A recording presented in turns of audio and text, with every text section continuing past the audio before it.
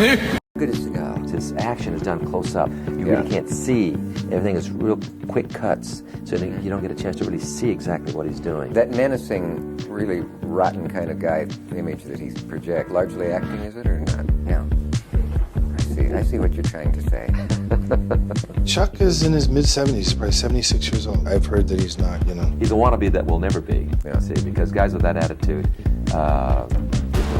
He was crappy to a guy I know. Truthfully, I don't know. I don't know Steven. I've only met him once. Jean-Claude's pretty good. Do you know Van Damme?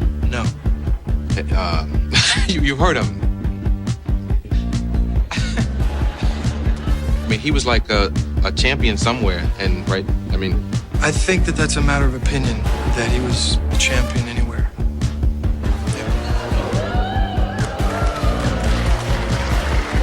Steven Seagal is very boring. He's what? Boring. He looks boring. Please say hello to the one, the only, Steven Seagal.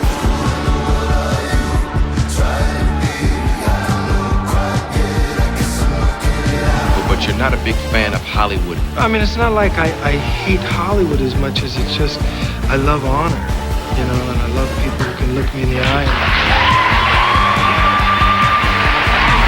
Steven's career is flourishing. He partners up with the producer, Julius Nassau, to create Seagal Nassau Productions. Hi, everyone. I'm Jules Nassau. Don't go nowhere. Nassau was getting his financing from the Gambino family. That's New York Mafia. And he says, I got this guy's an actor. You mind if I bring him over? He would love to say hello to you. And sure enough, this tall guy with his hair slicked back with a ponytail, Steven Seagal. Said hello to John, said hello to me. Every movie that they did, money was coming in, bringing him chunks of money. And he got bigger and bigger and bigger. Under Siege was the one that put me on the top. That was a huge film, wasn't it? Very successful. You know what I heard today? That they just got a date for you to do Saturday Night Live, to host it? Apparently. Are you gonna do that? Yeah, why not? Great to be here in New York, and it's great to be opening up Saturday Night Live. By the way, I was there when he hosted SNL, one of the most famous nightmare, can't re-show that show ever. You pitched him a sketch that you had written. Seagal read it, and he said, if I do this sketch, if I do it, I have to beat them up. Yeah. When he came in, we wrote it, we did it at read-through, and all of it was them making fun of Steven. So what about this guy, Steven Seagal? Yeah, hear me now and believe me later. Arnold could easily rip Steven Seagal's skinny little arms. Like, Arnold is stronger than you. To even compare them to Arnold. Look at me, Franz, I'm laughing. And we go through it with the cue cards. He reads his lines, very serious, then he just walks off. So I went up to him, I said, Steven, are you okay? And he just didn't look at me. He's looking straight forward. He goes, I just wish Arnold was here so I could kick his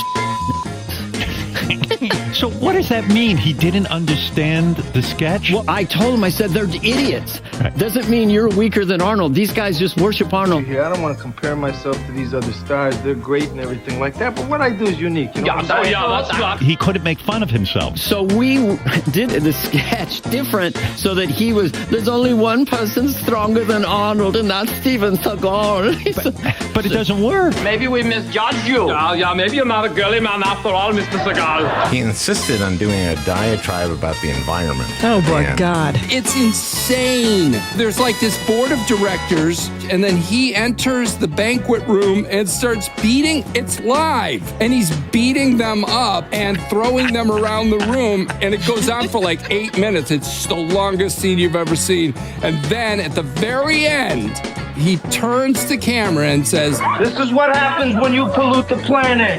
And the audience is mystified. A lot of other people have cited him and that week as the example of like the worst host in a week.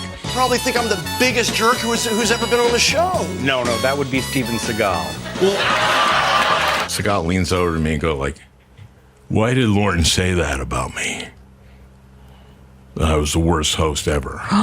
You know, he picked you because you're such a big star and you could, kick his ass. Smart. And Seagal goes, oh.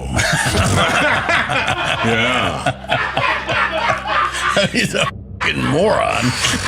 Yeah. Rumors start to spread around Steven's behavior behind the scenes. He was actually hitting the stuntman like Oh, for hell real. yeah. He's known for that. He's notorious of breaking people's arms, legs, ribs. There was one of the scenes that he's supposed to throw him through, like the prop, whatever, washroom. He throw him through that, he breaks the toilet, and he grabs his face, real mirror, and smashes his face to the mirror multiple times. Rear mirror. Broke the guy's face, split his face open from cheekbone to jawbone. Wow. I mean, he hurt people, for real. But all these guys, stunt guys, they sign waivers, right? So He's scared of him. Everybody's scared of him, dude. Tu as parlé de Stallone tout à l'heure. Il raconte que tu te serais engueulé très très fort avec Steven Seagal dans sa villa à Miami. Non, pas engueulé, il y a une petite poussette. Is that true he got in a fight with you? No. It'd be like me squashing an ant. J'étais un peu fâché, j'ai dit à Steven, je t'attends dehors. Ah oui, parking, voilà. Et vous êtes... Non, ça a pris 2 heures, il est pas venu.